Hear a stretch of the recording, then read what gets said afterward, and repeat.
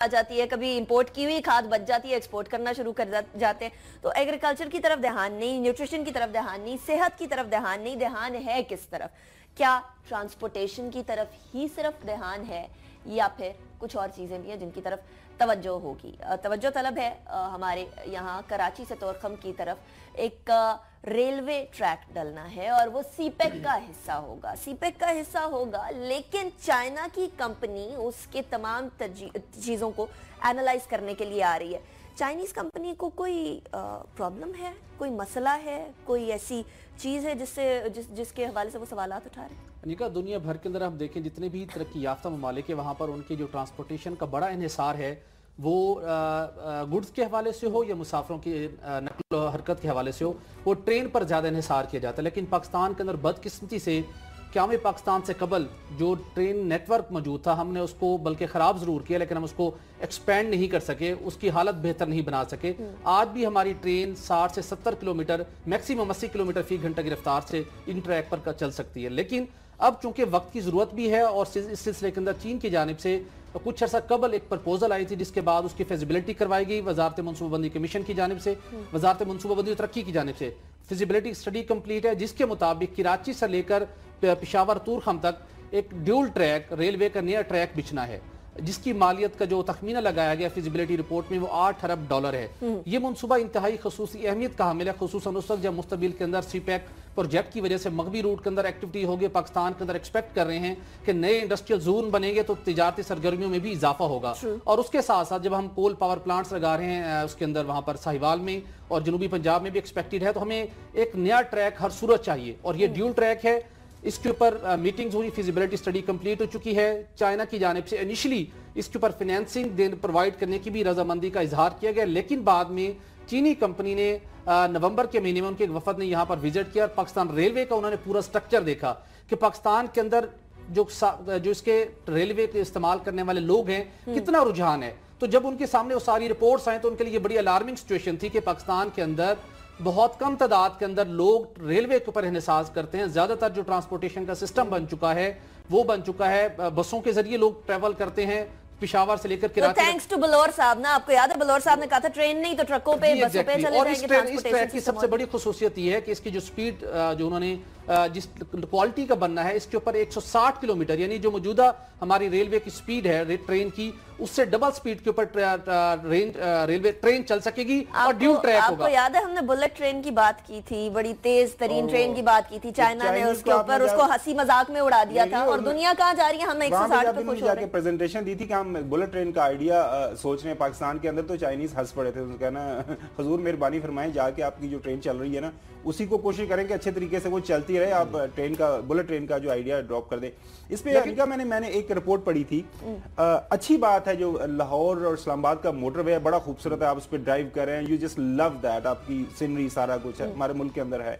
लेकिन एक रिपोर्ट के एक स्टडी के मुताबिक अगर हम कराची लाहौर और इस्लामाबाद के दरमियान जो ट्रेन ट्रैक है ये अगर 2 रोया हो जाता, 2 वे ट्रैफिक यहाँ पे चल पड़ती, तो ये हमें इस मोटरवे की जरूरत ही नहीं पड़नी थी। और वहां पे आपने अरबों रुपए लगा दिए। अच्छा, मैं उसके खिलाफ नहीं हूँ मोटरवे के अगेंस्ट, लेकिन वो अगेंस्ट जो सुहेल बात कर रहे हैं, अगर आपके पास वर्दी ट्रेल वो आपके पास ट्रैक्स हैं जिसके ऊपर आप अपनी मर्जी से जिस मर्जी से आप जो है ट्रेन की स्पीड रखना चाहें रख सकें, तो आपको ये मसले रेलवे की बात कर रहे हैं खावर साहब, वहाँ ख्वाजा जो साद रफीक साहब हैं उनको पैनमा से फुर्सत मिलेगी तो वो इस तरफ ध्यान देंगे ना। अब इसका क्या बनने वाला है? अब इसकी बड़ी जो सिचुएशन है, बड़ी क्रिटिकल फेज में प्रोजेक्ट दाखिल हुआ है। सेक्रेटरी मिनिस्ट्री ऑफ प्लानिंग के मुताबिक, यूसुफ खोखर साहब के मुताबिक, कि चीनी वफद जो कि चीनी सरकारी कंपनी के उसके अंदर कुछ लोग होंगे, वो रवां हफ्ते ही इस्लामाबाद आ रहे हैं। उनके साथ हतमी डायलॉग और इस मंसूबे के ऊपर उनको हमने कन्विंस करना है कि ये प्रोजेक्ट पाकिस्तान के लिए कितनी अहमियत का हामिल है और बिजनेस पॉइंट ऑफ व्यू से हम इसको फिजिबल बना सकते हैं। अगर हमने चाइनीज को कन्विंस कर लिया तो हमें फाइनेंसिंग भी मिलेगी और इस प्रोजेक्ट को तामील करके देंगे, वरना ये प्रोजेक्ट डंप हो जाएगा। सवाल है, ये हम पाकिस्तान की हर चीज सीपैक में डालते जा रहे हैं, ये कोई ऐसी चीज रह जाएगी जो हमारी सीपैक के अलावा भी हम अपने तौर पे भी कर सकें? घुमान साहब, जब हमारे ऊपर 60-70 बिलियन डॉलर से ज्यादा के कर्ज होंगे, हर प्रोजेक्ट हम शुरू करने से पहले कर्ज लेंगे वर्ल्ड बैंक से, IMF से या आलमी मालियाती इदारों से, और उनकी काफी सख्त शराइत के ऊपर, تو اس کے بعد کیسے ہم ایکسپیکٹ کر سکتے ہیں کہ ہمارے انفراسٹرکچر کے پروجیکٹ جو ہیں وہ ہم خود بنا سکیں؟ جب تک ہم اپنی اکانومی کو ریوائیو نہیں کر پائیں گے، اپنے پاؤں پر کھڑے نہیں ہوں گے، تو اس وقت تک ہمارے پاس پھر چین ہی بیسٹ آپشن ہے کہ جو تھوڑے سے سافٹ لون کے اوپر پیسہ بھی دے رہا ہے اور ہمیں ساتھ کام بھی کر کے دینے کو تیار ہے، ٹیکنالوجی بھی ٹرانسفر کر رہے ہیں. تو جب تک ہم خود اپنے آپ کو خود انحصاری کی طرف نہیں جائیں گے، اس وقت تک ہمیں انحصار کرنا پڑے گا. ٹیکنالوجی کی بات کر رہے ہیں تو ڈیفینیٹلی ٹیکنالوجی کی بھی آگے بات کریں گے. اور اگر خود پر انحصار کرنے کی بات کریں تو افسوس ہے، ڈیفینیٹلی افسوس ہے کہ ہر بچے پر، ہر پیدا ہونے والے بچے پر تقریباً 1,15,000 کے قریب قرضہ ہے ہر پاکستانی کے اوپر، 20 کروڑ عوام پر. اور ہماری حال یہ ہے کہ ہم خود سے پیسہ پیدا کرنے کی بجائے یا خود سے طریقہ کار ڈھونڈنے کی بجائے اکانومی کو بہتر کرنے کی ہم قرضے پہ قرضہ لیے جا رہے ہیں. اور یہ سب سے آسان طریقہ یہ دکھانے کے لیے کہ دیکھیے ہم نے کام کیا. بریک کی طرف جائیں گے، بریک کے بعد ٹیکنالوجی کی کچھ بات کریں گے. Welcome back after break. Break میں جانے سے پہلے آپ کو بتایا کہ ٹیکنالوجی کے حوالے سے بات کریں گے. تو آپ کو یاد ہوگا دہشت گردی کے حوالے سے ایک بات ہوئی تھی کہ افغانستان کی سمز کا یا افغانستان کی موبائل کمپنی ہے، ان کے سگنلز یہاں بارڈر کے اراؤنڈ ایریا پر آ رہے ہوتے ہیں، جس کی وجہ سے دہشت گردی کو قابو میں لانا بہت مشکل ہوتا ہے. لیکن دہشت گردی کو قابو میں لانے کے لیے آپ کو افغانستان کے سگنلز کی ضرورت نہیں. یہاں ایک بہت بڑا مسئلہ کھڑا ہوا ہے اور وہ مسئلہ یہ ہے کہ سیٹلائٹ انٹرنیٹ یہاں آ رہی ہے رجسٹریشن کے بغیر، جس کی وجہ سے بہت سارے انٹرنیٹ یوزیج کو ٹریک کرنا مشکل ہو جاتا ہے. بچی صاحب یہ بتائیے گا کہ یہ ان رجسٹرڈ سیٹلائٹ انٹرنیٹ یہاں استعمال ہو رہی ہے. نیشنل ایکشن پلان ہم لوگوں نے بنایا، ہم لوگوں نے ڈیسائیڈ کیا کہ ٹیکنالوجی کے فورم پر بھی یا ٹیکنالوجی کے فرنٹ پر بھی ہم لوگوں نے دہشت گردی کو مات دینی ہے، لیکن یہ غیر رجسٹرڈ سیٹلائٹ انٹرنیٹ سروس کی وجہ سے یہ کام مشکل نہیں ہو جاتا کیا؟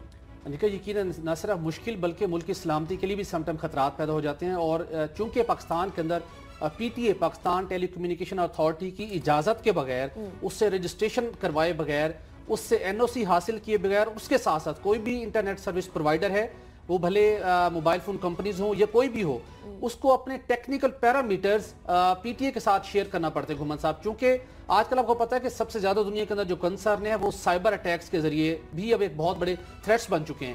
اس کمپنی کو اپنے ٹیکنیکل پیرامیٹرز پی ٹی اے کے ساتھ شیئر کرنے پڑتے ہیں، اور وہ ٹیکنیکل پیرامیٹرز انٹیلیجنس ایجنسیز کے ساتھ بھی شیئر کی جاتی ہے دنیا بھر کے اندر.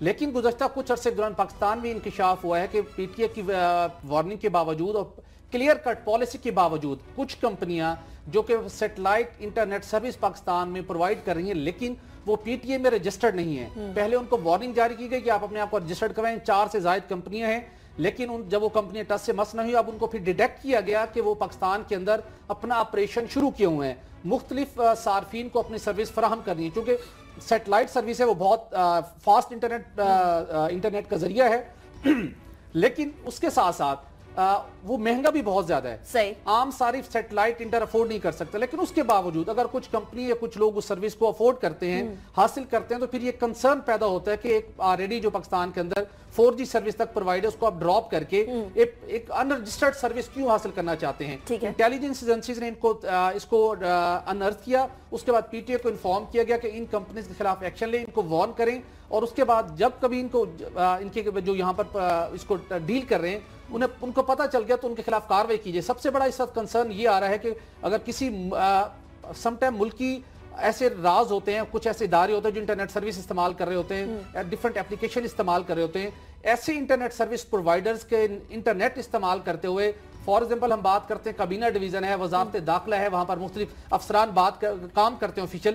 اس قسم کی انٹرنیٹ سروس جب استعمال کر کے کوئی آپ ڈیٹا چراتے ہیں تو اس کے بعد جب آپ کو پتا چلتا ہے کہ یہاں سے یہ اٹیمپٹ کی گئی ہے، جب آپ اس کو ٹریس کرنے جاتے ہیں تو آپ اس کا آئی پی ایڈریس لوکیٹ نہیں کر پاتے کیونکہ انرجسٹرڈ ہے. یہ سب سے بڑا کنسرن ہے. اچھا سہیل، یہ پی ٹی اے کو کیوں لیٹر لکھ رہے ہیں آپ؟ تو پتا ہے پی ٹی اے تو ٹرانسفر ہو گیا، اب انوشا رحمان صاحبہ کی جو منسٹری ہے اس کے اندر ان کو کر دیا گیا ہے، جب ریگولیٹری اتھارٹی کو ختم کر دیا گیا. ویسے پاکستان ٹیلی کمیونیکیشن اتھارٹی جس پہ وہ اسماعیل شاہ صاحب جس کو ہیڈ کر رہے ہیں، وہ پہلے بھی اس کا کوئی رول نہیں تھا. سارے کا سارا انڈر جو ہے تھم کنٹرول انوشا رحمان صاحبہ، اور انوشا رحمان صاحبہ کے ساتھ اسحاق ڈار صاحب. آپ کو پتا ہے 3G 4G کی جو آپشن ہوئی تھی اس پہ آڈٹ کی سیریس قسم کی آبجیکشن آ چکی ہیں. یہ جو آپ بات کر رہے ہیں وہ ہمارے موجودہ حالات کے اندر کی بہت بڑا سیریس ایشو ہے. اگین سوال یہی ہے کہ کیا ہماری جو انفارمیشن ٹیکنالوجی منسٹری ہے وہ اس کو سیریس لے رہے یا نہیں لے رہے. वही है कि सारे का सारा फोकस ये अनुशा रहमान साहब भी आजकल सुप्रीम कोर्ट के अंदर सारा दिन वहां पे गुजारती है। इंतजामी और तौर के ऊपर एक ऑब्जर्वेशन की वो पूरे के पूरे वो नोट्स ले रही हैं, वो ठीक है, उनका वहां पे कंसर्न बनता है, प्राइम मिनिस्टर साहब को उन्होंने डिफेंड करना है। अगेन ये बहुत सीरियस इशू है, ये ना हो कल कलां को जब बाद में पता चले कि जी आपकी वो इतनी ज्यादा, आपका दुश्मन इतना लंका ढा गया और हम कुछ कर नहीं पाए। ये आपने बड़ा अच्छा एक इशू हाईलाइट किया। आपकी बात बिल्कुल ठीक है, इंतजामी तौर के ऊपर तो पीटीए वजारत आईटी के अंदर चला गया, लेकिन कानूनी तौर के ऊपर पीटीए की ही जिम्मेदारी है कि ऐसी कंपनीज के खिलाफ उसने कार्रवाई करनी और ऐसी कंपनियों का रास्ता रोकना है। कुछ ऐसा कबल एक अटेम्प्ट हुई थी भारत से, जिसको इंटेलिजेंस एजेंसी ने, पाकिस्तान की इंटेलिजेंसी ने उसको ट्रैक किया था, पीटीए को इन्फॉर्म किया था, तमाम सरकारी इदारों को बताया गया था। व्हाट्सएप के जरिए एक मैसेज भेजकर भारत के अंदर एक कंपनी थी, उसका वहां से आईपी एड्रेस यूटिलाइज करते हुए पाकिस्तान की सरकारी मालूमात को चुराने की कोशिश की गई थी, लेकिन इंटेलिजेंस एजेंसीज ने पीटीए के थ्रू उसको डिटेक्ट किया। पीटीए को कहा कि इसको रोका जाए और सरकारी इदारों को भी आगाह किया गया था। पीटीए की ही जिम्मेदारी है, वजारत आईटी को इंतजामी हद तक उसके अंदर रोल है, लेकिन एक्शन पीटीए करना पड़ेगा, एक्शन लेना पड़ेगा। और ये इसलिए भी जरूरी है क्योंकि मुल्क के अंदर जहां हम दहशतगर्दी के खिलाफ जंग लड़ रहे हैं, जहां हम लोग इस बात को तहैया किए बैठे हैं कि हम लोगों ने अपने सरजमीन से दहशतगर्दी की जड़ को उखाड़ के फेंकना है, वहां अगर इस तरह के लूप होल्स होंगे तो डेफिनेटली किसी ना किसी को ये तरीका कार मिलेगा। ये हम हाईलाइट कर रहे हैं, इसके ऊपर हुकूमत की फौरी तौर पर नजर की जरूरत है और नजर करम करें, ताकि जो हमारा नेशनल एक्शन प्लान के 20 नुकात हैं उसके अंदर से जितने ज्यादा हम लोग अचीव कर पाए उतने कर सके जल्दी से जल्दी।